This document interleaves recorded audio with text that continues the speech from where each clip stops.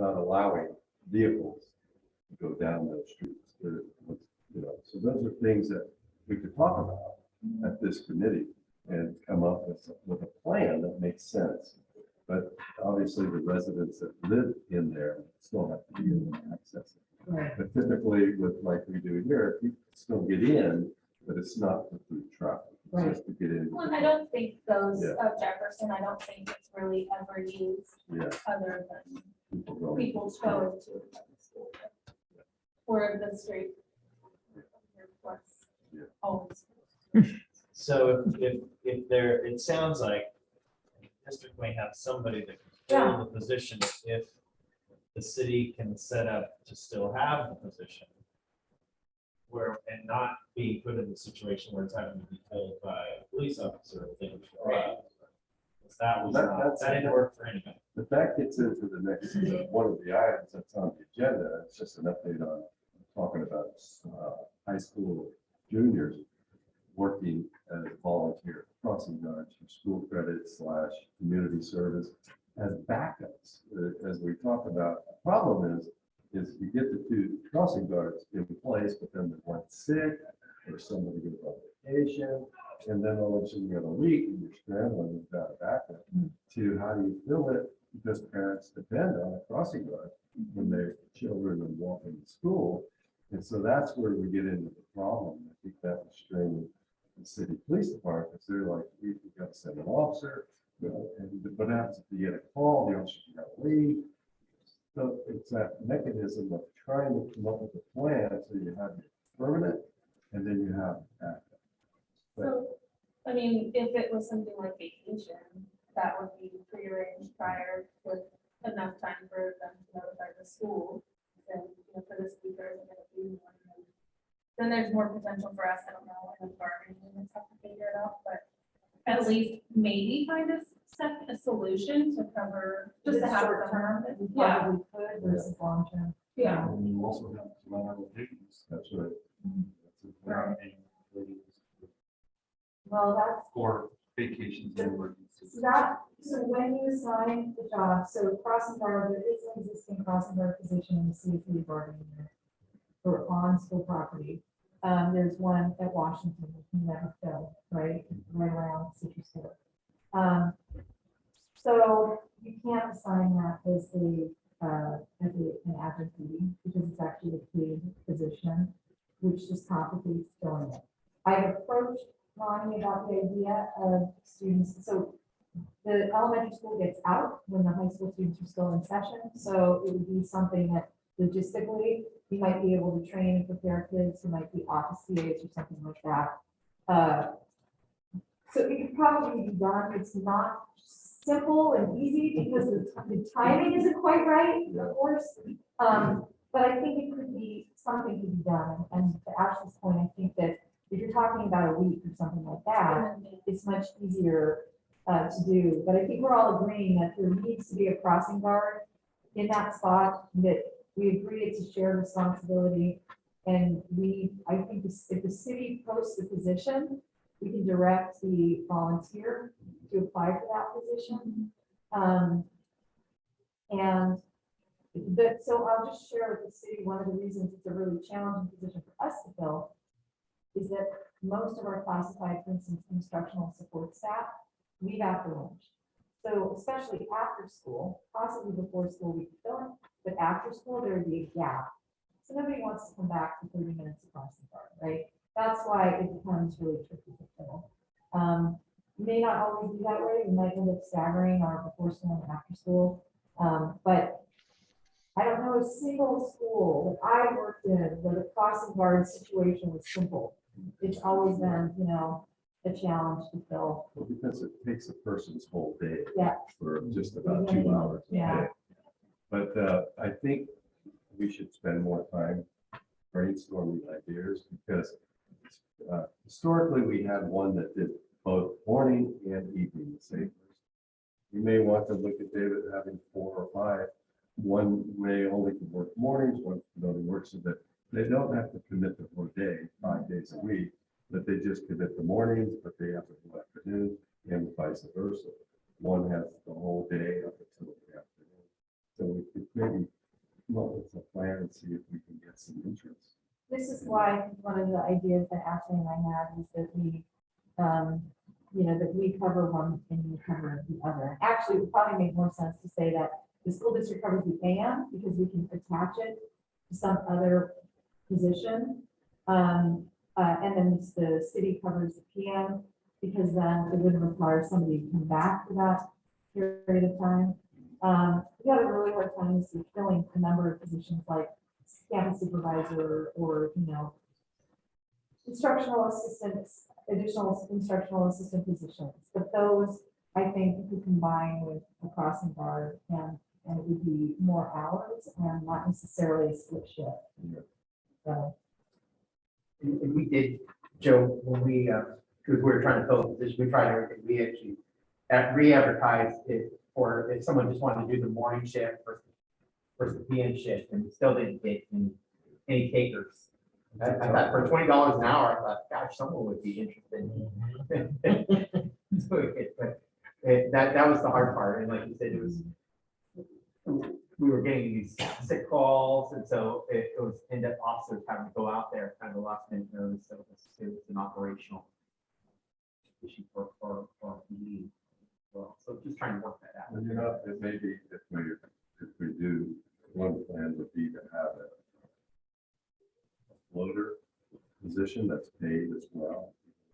A dedicated floater, maybe float between the different areas, but you have the ability to put them in to a specific location if somebody calls it sick or whatever.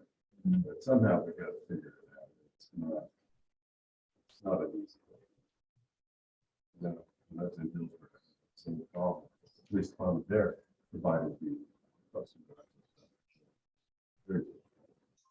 Keep it staffed.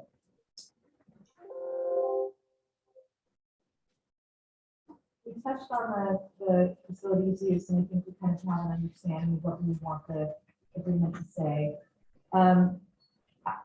I think that this was brought up in the past meeting. Ashley refreshed out, did we come up with this idea or did it come up in a meeting? The idea that we have an agreement about using district vehicles in the case of emergency. Oh, it came up in a evacuation. past meeting, I think. It was Robert right from the drove- fire, we used buses or Right, vans to move some of the senior center people. Yeah. And we had emergencies. Yeah, I think, but yeah, there's nothing in there now that states that, and I think we need to add something, so in the event that a major disaster happens, we're not, what do we do? It's just a quick one phone call. Go take it, whatever. But yeah, I think the other piece to this is that we have an indemnification provision, so I think that we're in mutual indemnification with insurance.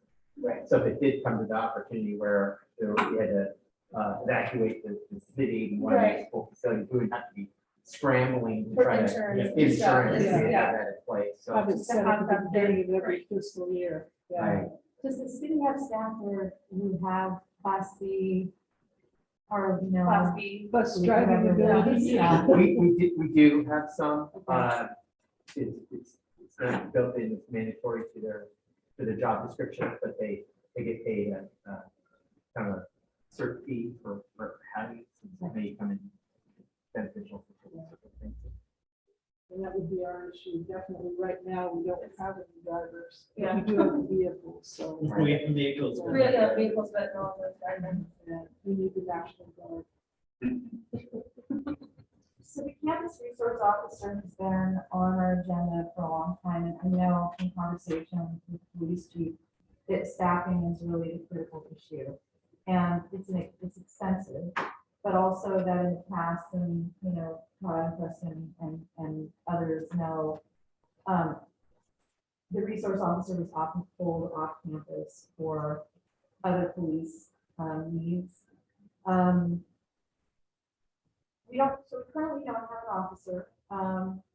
What we agreed to with Becky Ennis, and the police chief was part of this conversation, not necessarily a shared cost, but look, in lieu of a resource officer, Becky wrote a grant and then we subsidized it. So we sort of split the cost between the grant and the school district to pay for a youth diversion program. So we have a police officer, Officer Luigi, who is, I think he's out of Guildsburg, the Guildsburg Police Department, who works with students at our schools, who get into discipline issues that might be police matters.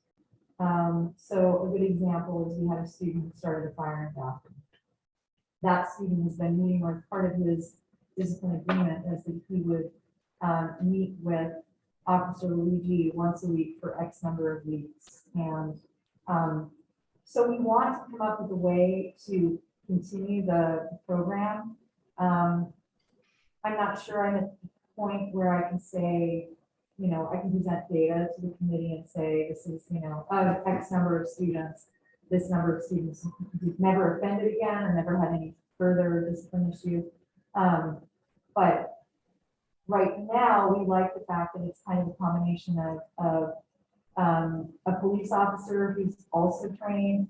The police chief isn't here, but this person is truly trained as a social worker and a police officer. So he has both sets of skills.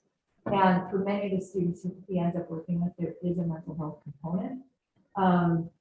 So I wanted to bring this up as not necessarily an alternative, but as another kind of partnership that has a positive impact on both the city and schools. It's already going on. I would like Becky Ennis and possibly Officer Luigi to come to this committee and present or talk to the committee about the program. But I think it's one of those things, I don't know how many people here knew about it or know about it or have heard anything about it. It was our stopgap because we didn't have a campus resource officer. We're looking at some other things right now.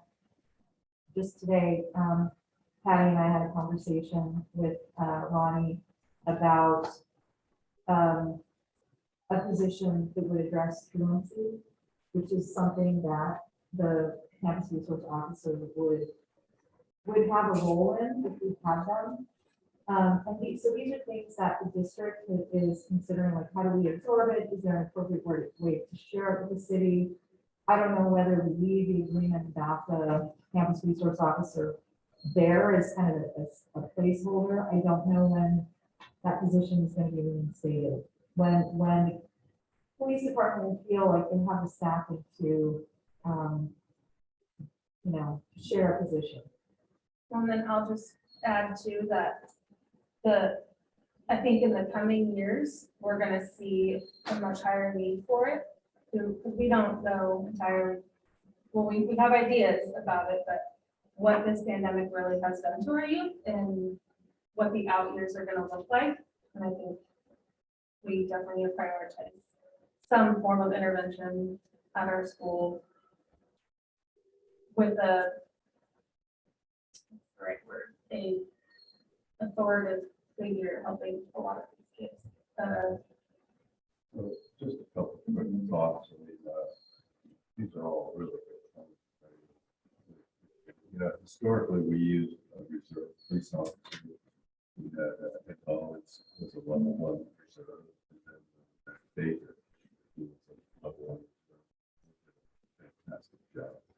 So, and I just want to comment a little bit about being called off the campus, because I talked to Jeremy when he was the superintendent, and when that came up, all the meetings we had, this group, that was never brought up as a concern. And I said, why didn't we didn't know that? So if that was happening, it really shouldn't have, unless it was a real big emergency that required everybody, something very serious. But as a normal, their assignment is here at the campus, working with the campus. So I got to share with you, that was never brought up to this committee. I've been on this committee before I got so. Was Chief Ferguson, he was here I think the year before about 1 year before the pandemic. And so, and I don't know when the last campus resource officer was at the high Honestly, I don't school. think he was here very long before. If he was here before or not, I think you guys kind of came on right at the same time. He was here a little while before me. He had a little more history than I did when I got here. And Oh, I was just gonna say, I think to Joe's point, I think that may have been when, Matt retired, and we didn't have someone to backfill his position. So I think at that point, it was really one of our full-time officers, which was one of our patrol officers coming in. So there were some instances where the patrol officer got pulled because he was one of two on duty and they needed backup. So I think that it was a real short time window, Joe, when it happened. So I think it's something that, and again, this committee will have to talk more in depth on that, because I personally think it's an excellent program. It deserves to be made. I'd like to see it stay locally with our city police department. Whether we could do that, though, I don't know. Staffing. I think locally, I mean, But I guess, anything's better than nothing, but locally yeah, is more impactful. I do too, because it's part of the community.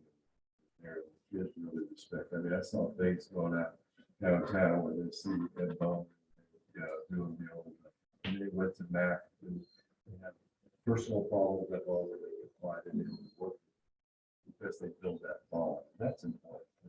But what I was going to suggest is, and that gets down to a budget thing, David, but maybe rather than relying on a level one officer, we need to have an override of one officer that's shared as the agreement where we have the budget to actually have a full-time permanent officer that can work that position if we choose to continue the program. And that's a conversation we can have at budget time, as well as you have to have that, even though it's in the agreement you've been funding it. We've been funded it through the reserve as a reserve. But it's time maybe we rethink that, because level one reserves are very difficult to find. But there are a lot of people that are retired from different agencies that would, I think if we had a position for this identified, I think we would get some very qualified people. How is it funded in the past? Is it split 50/50? Is it, I know. I believe that's how it was laid out. I'd have to Okay. read it. It was 50/50, and it was a great partnership. We did it.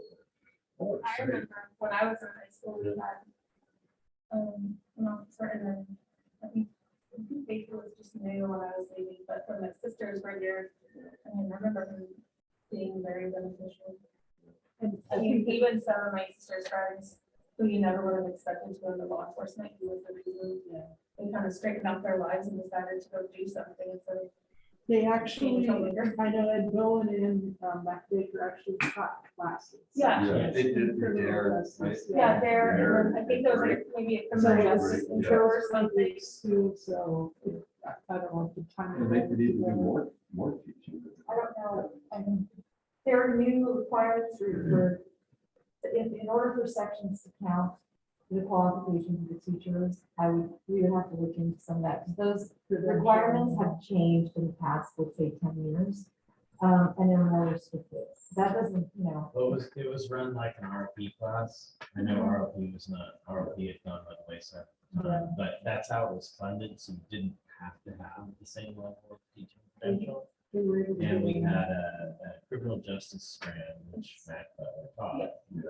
And so it made it feasible to pay somebody essentially full-time with the split of the city. They were being funded to teach classes for part of the day, so they taught a couple periods. And then the city's portion did after that. But once he left, that position never really truly got filled, was my understanding. And that's when the city tried to put other officers in, but they couldn't actually fill that. It's got to be another additional, we don't have extra Yeah. officers that you Right. can put in at full time. So this piecemeal, and that works short time, but it doesn't. I just look at it too, like the benefit to the community. A lot of a handful of people in the community that are causing trouble now are people that I went to high school with that never had any interventive services, that I wonder if looking back, if there was something different. Things could be different, but Well, I think it's something, feel we want to put a plan together, we can bring it back to our council. But it's still in the agreement, the funding, we'd have to revisit the budget, but I really think it's an important program. It's been supported all these years. It's just, again, like the crossing guard,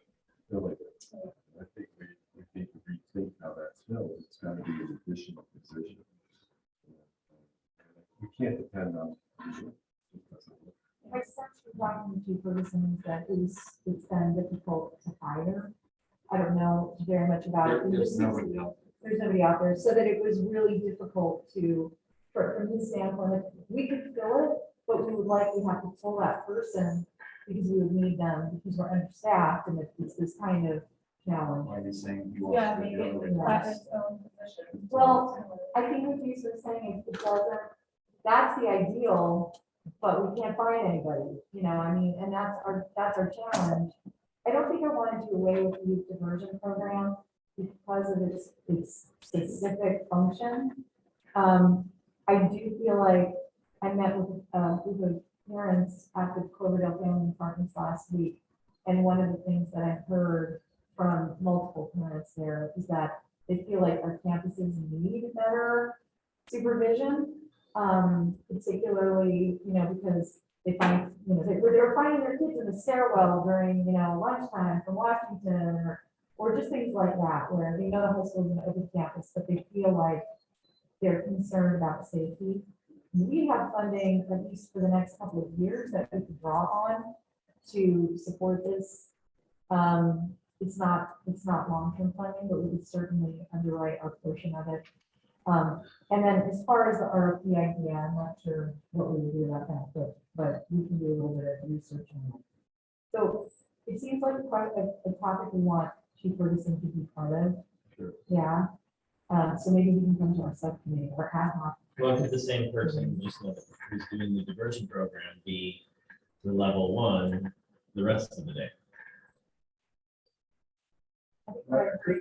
You know, we're talking about different, right now, I think there's a lot of taking place. And, you know, there's a lot, it could be just in this type of a job. And we're back when, so. I think, you know, Chief Ferguson is going to really just follow the direction of what the council and the city manager lay out. I think there's no guarantee we'll find somebody if we move in that direction, but we have to all come to an agreement.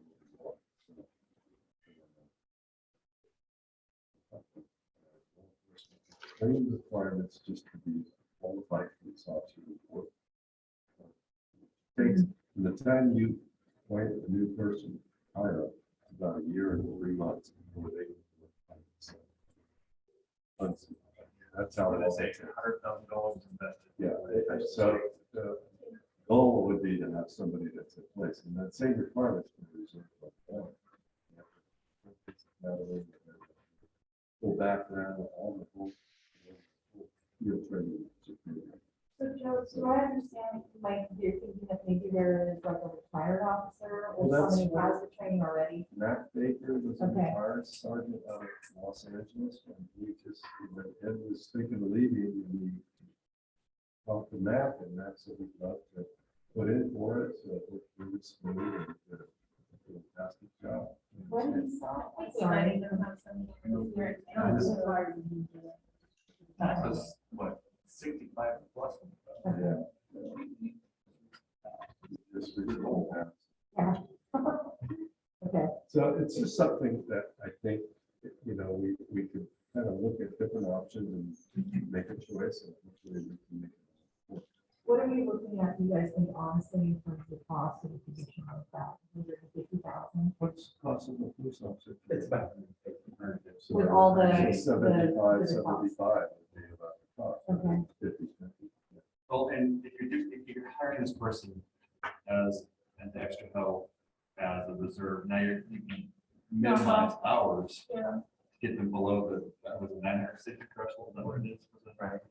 Whatever it was. So they aren't technically full-time, so that can cut back on some of the cost. one, would you be able to do it as a seasonal employee? I don't know how. No, but that's what the extra city would help, so they can fit all their hours So- into that 9-month period Right, and then have the summer. off.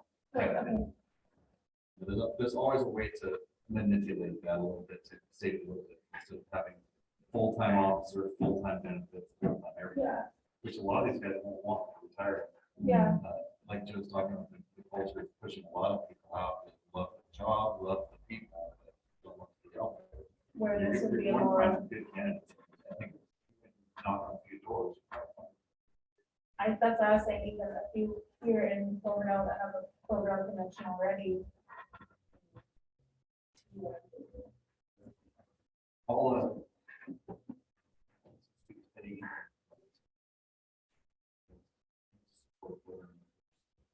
Sure. Another grant programs out there, it helps to fund resource officers. There used to be grants, but I'm not aware of it. But we did partner with Superintendent predecessor. I think he was working on a grant application that's through the county Office of Education for a kind of funding a county-wide SRO program. Do you remember that, Preston? Yeah, there was a big grant and I can't remember exactly what happened, but we didn't get it that time, but we thought we were gonna get it the next year. And pandemic hit and it was quite the same, but there was a grant that Chris Meredith had given us that they really thought would bring in some significant funding. In San Jose City Schools, where Chris and I both had worked, that's how they funded a number of their resource officers, so. Yeah, we could provide funding for 3 years, I believe, and then Yeah, it after was that, significant. we get on local, we require local funding to be in the position, but if we were successful, it would provide the necessary revenue. This feels like one of the more complicated problems to solve, to be honest, just because there's staffing, Yeah, there's long-term versus short-term funding. There's finding, actually, from my perspective, the right person, right? It's not the kind of position yeah, you you can don't just want to put waste anybody money in. on just anyone. who's And they gotta gonna meet let the it know. state law as far as on training mandates. But there is another option, and I know we talked about it way back when we formed this program. It was to use a community service officer, not a small one. Change that with that man, still in uniform, but not a police uniform. But still in direct contact with police, radio, here on campus, working to provide training. You know, that's not my preference, but that's a good backup if we can't. I agree. I think it's not the preferred choice, but a good backup because I think something is better than nothing. And they could still counsel students and work with them and bring police officers in as needed to help to assist. I mean, so you got that connection Yeah. working in the program. But, you know, you can have quite a few things that a regular officer can do as well. Tell me more about why that's not ideal from your, I mean, I'm a novice when it comes to law enforcement, so tell me, I'm assuming one is sworn and carries a weapon and is like perceived as a full-blown officer and one is not. For me, Officer presence is the first line of defense. Okay. And just the badge, the gun, and the person standing in front of it versus a person standing in uniform. It truly makes a difference. Turn it or level of respect that you don't get. well, I Same. think also the experience that comes with it for different situations and how for a community service officer probably hasn't been in as many. Well, just to clarify, there are schools that we would send people to. And Right. that talks about school, there's a school resource, there's a training, you get certified to be a dare officer, to be a grade officer. So they can teach these, I mean, Right. so these are people that can do a lot of the functions of a sworn officer. And they have that direct, but if an incident takes place right now, they're not in a position to Right. interject in it, where an officer would be right on it now. Mm. So that would be the biggest difference, though they do have direct communication, they can call right now and get assistance.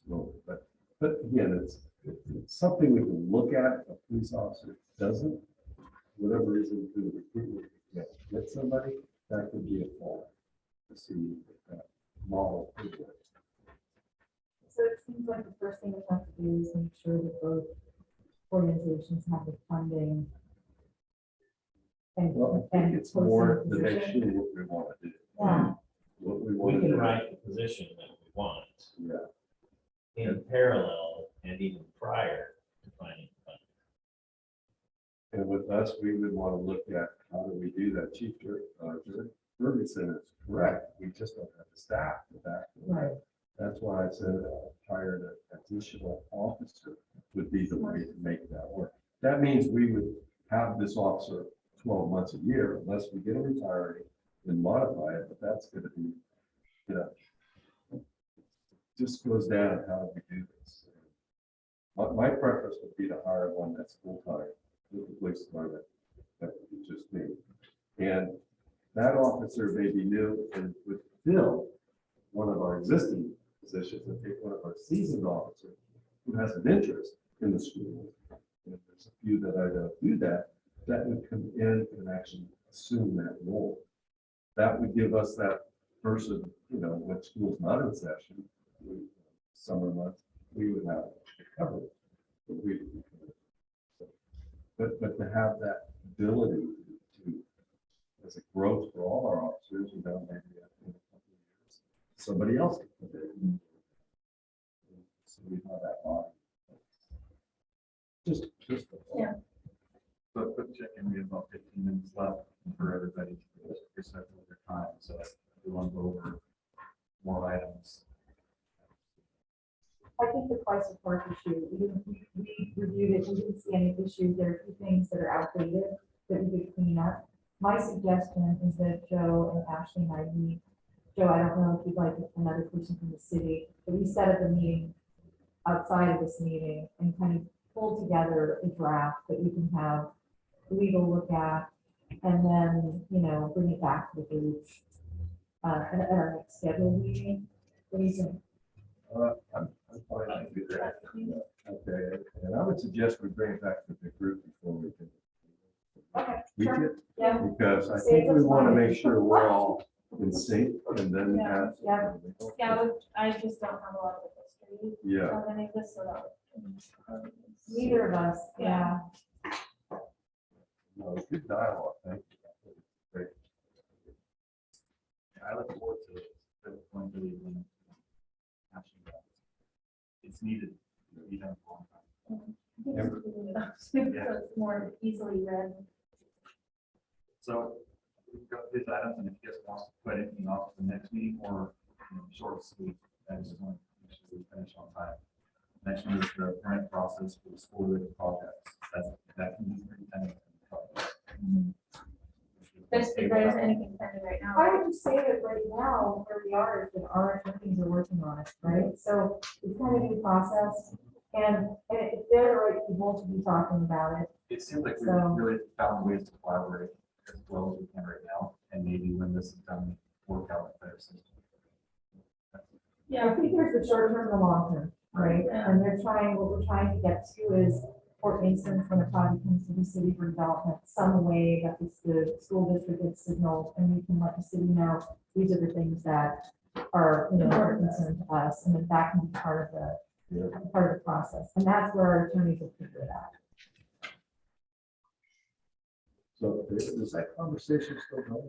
It is, yeah, I received an update from Alex. It was after the agenda was posted.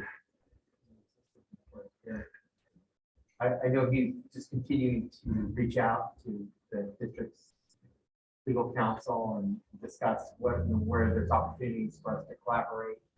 And, I think there's a couple of things from a process perspective that we want to kind of build into our process, especially with ensuring that the district gets notice of projects and,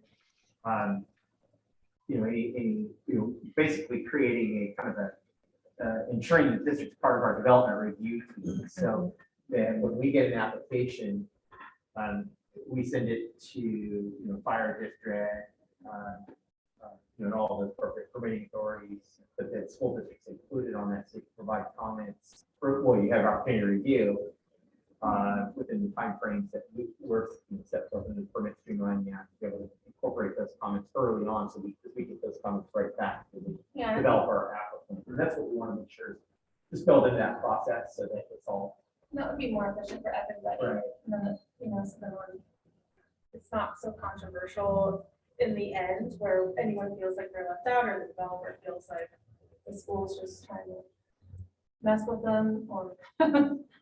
Well, that way, I mean, what Upfront we would be do, better. yeah, we provide, all the comments we get back, we package those up and we send those back to the developer usually within the first 30 days. And so, if we able to establish that process with the school district, we make sure we reflect their comments back, and that puts them on in a position to respond.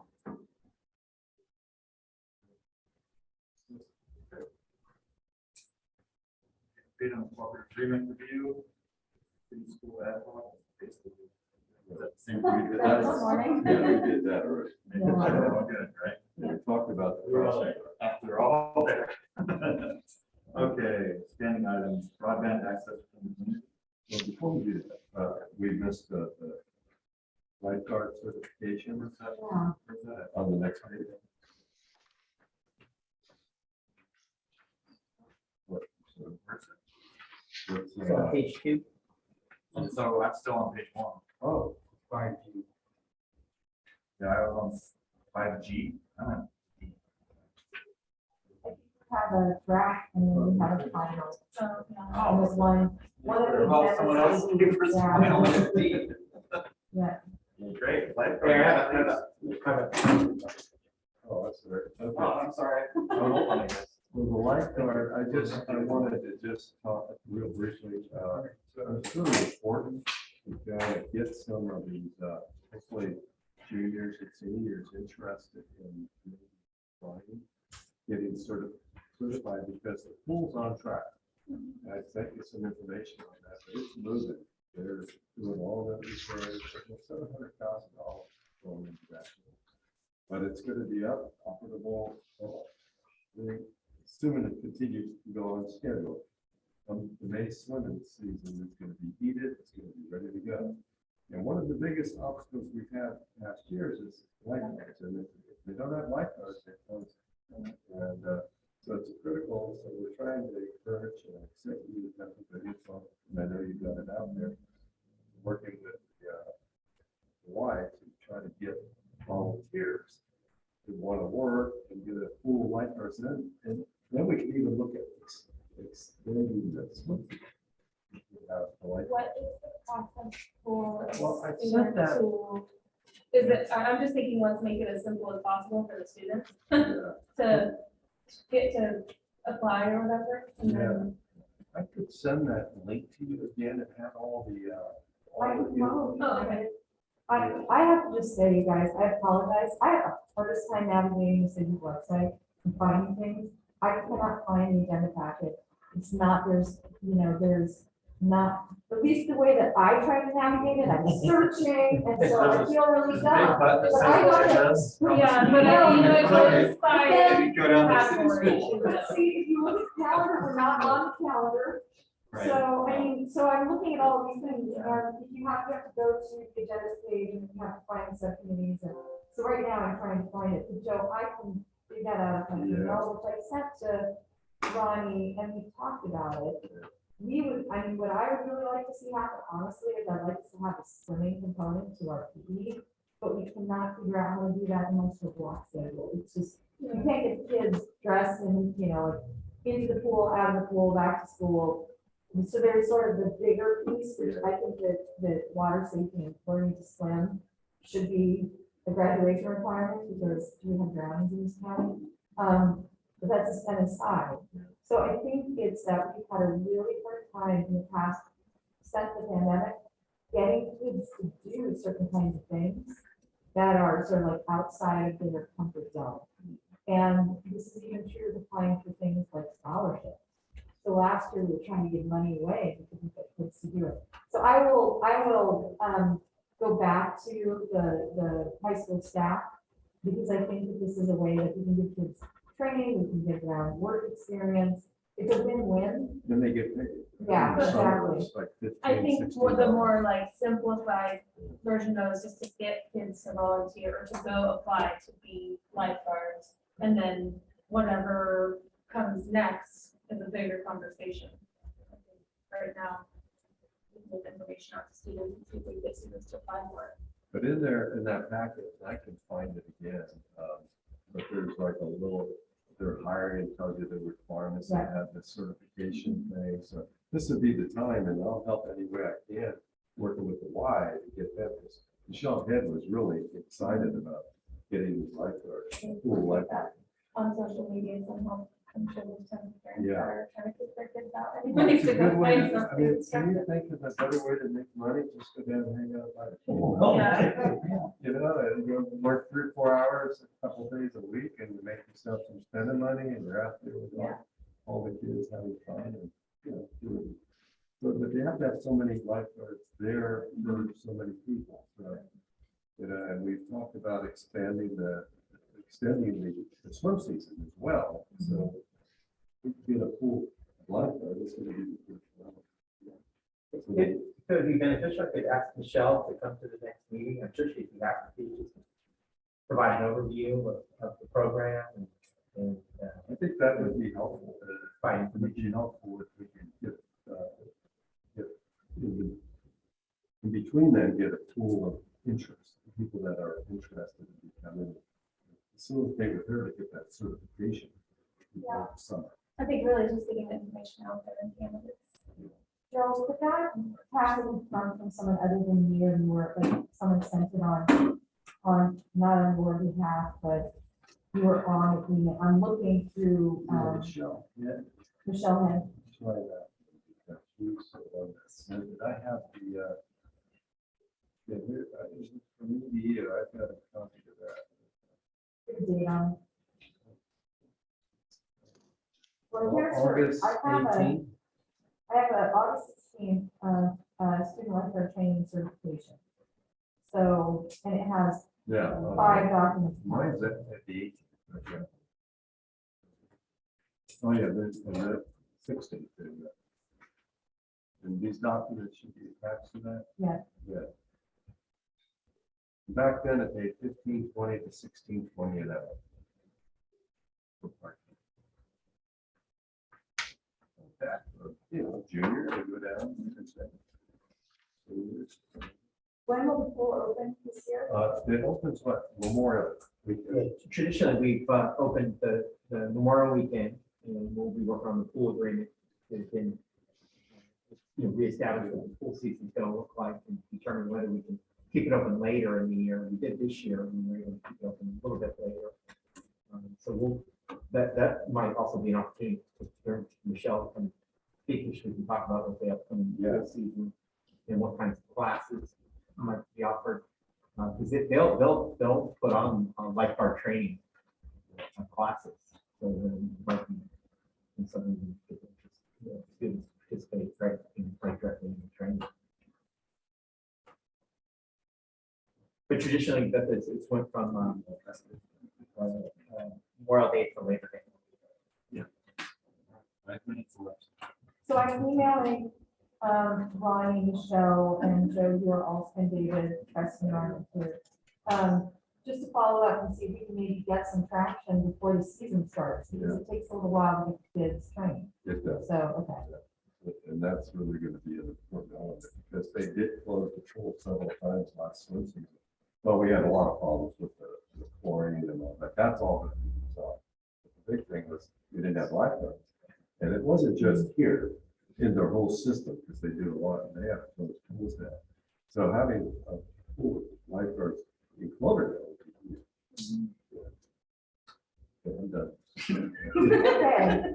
Hey, it's your time, it's our time. How would we use it? It's not, we're professionals. Broadband access, I know. David, if you just want to give a quick, just go on through. Yeah, the guidelines are still being finalized by the California Public Utilities Commission in terms of the grant funding that's going to be available. The discussion I had with our league representative was that the league was going to be looking for projects that address underserved communities or areas that don't currently have access to broadband. And so I think there's an opportunity for us to maybe evaluate where in Cloverdale we might look at a project that we can put together to actually submit a grant application or funding application for. I know my colleague, we kind of had the idea of maybe looking at some of our parks, whether we could build in broadband access to have internet or parks. But I think they're also looking at areas that don't have broadband, so whether it might be outside the city, or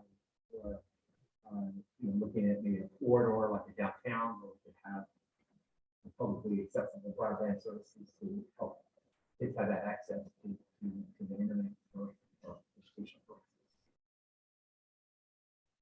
Last thing we have, that's Kevin, in your mind, Yeah. data of proposed housing. Yeah, no new, we haven't received any new development projects. So, but you do have an update on Baumgartner. Oh, yeah, yeah. It's- Baumgartner will be going for their final map, 26th meeting, February 26th, and they have reduced the number of units, 65 in that first phase. But 23rd, 23rd, sorry. February. So February 23rd. the at the department same wants time. to be down that 65. So what's the estimation for the first phase? For construction. I believe he wants to start, possibly this summer, if everything lines up. And then the number of units? The number of units is, there's three components to the project, there's the single family, the townhouse, and apartments. The only thing we're really talking about right now is the apartments, Apartments, okay. that's reduced from 160 to 100. yeah, I think the final map, Kevin, that they're submitting, didn't include right now the single family residential, just the apartment complex portion of the project. And according to them, that their issue, the timeline issue related to tax credit financing that they're utilizing for the affordable component. But, really the next step is that ask council to approve the final map. For that project, which is our final step. Then, of course, the other housing project update is if there's an appeal of the outstanding apartment project, the council can take up with it. Which means if you want to capitalize on the promise to grading, we Right. have to be ready to go. Well, they actually did, they apparently reached out to Patty, did they reach out to you? Yes. And said that they wanted to meet with us, and you referred them to Kathleen to set up a meeting, and my executive assistant has been out quite a bit, so I don't know if there's an email in her mailbox, but just so the city knows, the one thing, so for my little recon, trying to figure out where we left things with Baumgartner, there was never an agreement or a will serve between Baumgartner and the school district. And when we asked for a copy from Jake, he would not produce it. And we just wanted to kind of know, like, where are we? I wasn't here, it was Jeremy. And so we haven't seen that. What we do know from the time I've been here is that there was some discussion that Baumgartner, because they would have heavy equipment, would be willing to do grading of the south property as a way of helping us put in infrastructure on that property, if we align our timing to match their time.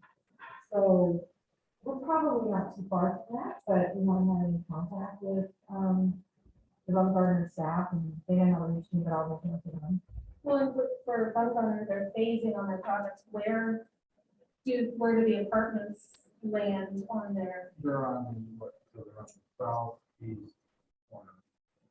okay. Southeast corner would be Close. adjacent to our south property. Okay. Yeah. Yeah. The very bottom, Right. the south part of it. Future agenda items? Anything we haven't discussed?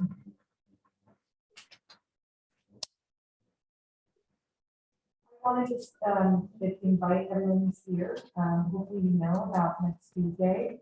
Joe, we have a beautiful pamphlet being made by our construction management firm. Thank you for that suggestion.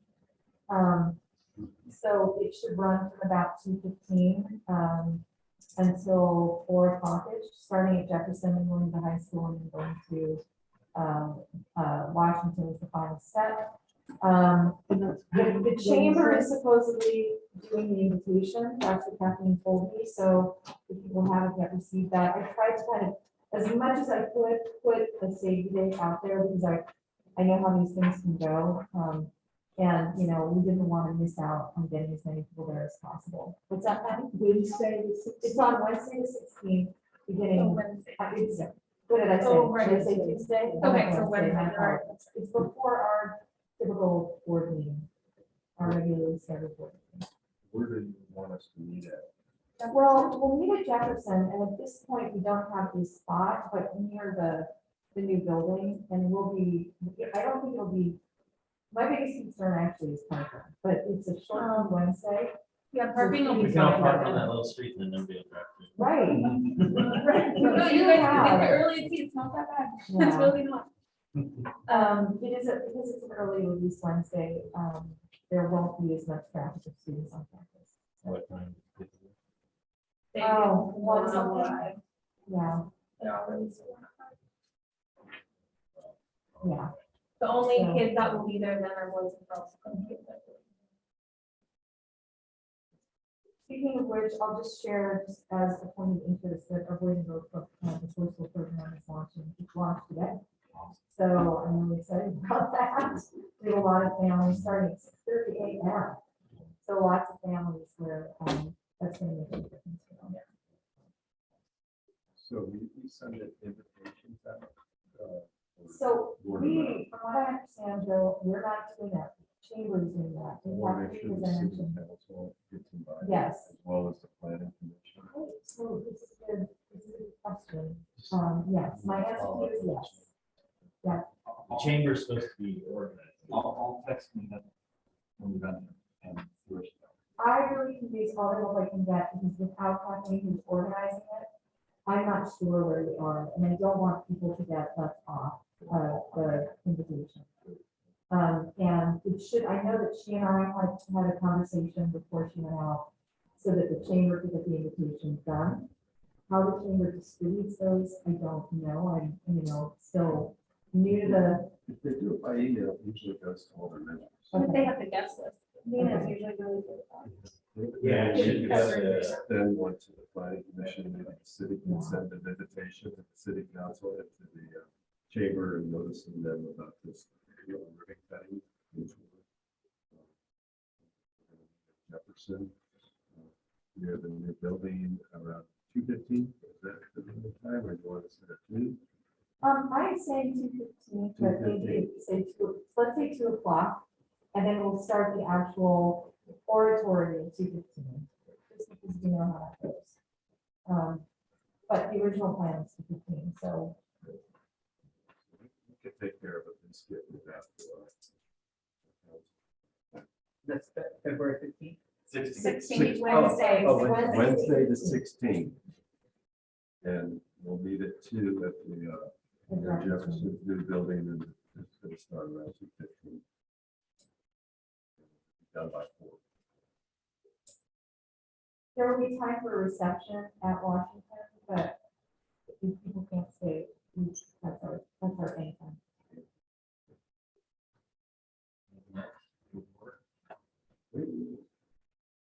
Sorry to push everyone, but I want to show them it's off on time. So next meeting is March 21st. Thank you, Thank you, everybody. everyone. No, it isn't. I sent you guys an email, I said. Oh, that's right, that was a holiday. Spring break, I'm sorry. I'm not gonna blow out my spring break. We'll reschedule. That's fine. Are you sure? We'll reschedule. Okay. I think when Joe was chair, he never was doing it. Wow. I'll work on I that. appreciate it. Thank I'll you, work on Yvonne. that, Joe. Thank you. You guys have a good night. So, You too. Thank you. Definitely, you're gonna schedule a meeting for us. Yes, And then we can also maybe invite the police chief when we get to this item. I think that would be good to have him involved in the conversation. sure. You also mentioned the tennis association for When that we do part. that part, yeah, so. And I really think Rotary, they take a very active role in maintaining the park. which is Pleasant Pleasant Park. And I think they should be part of that. There is these original agreements. Maybe we should do 2 meetings. One, we Maybe kind of lay it just gonna out, separate. and then we bring in the. Sure. Yvonne, you can end the recording. Okay, thank you.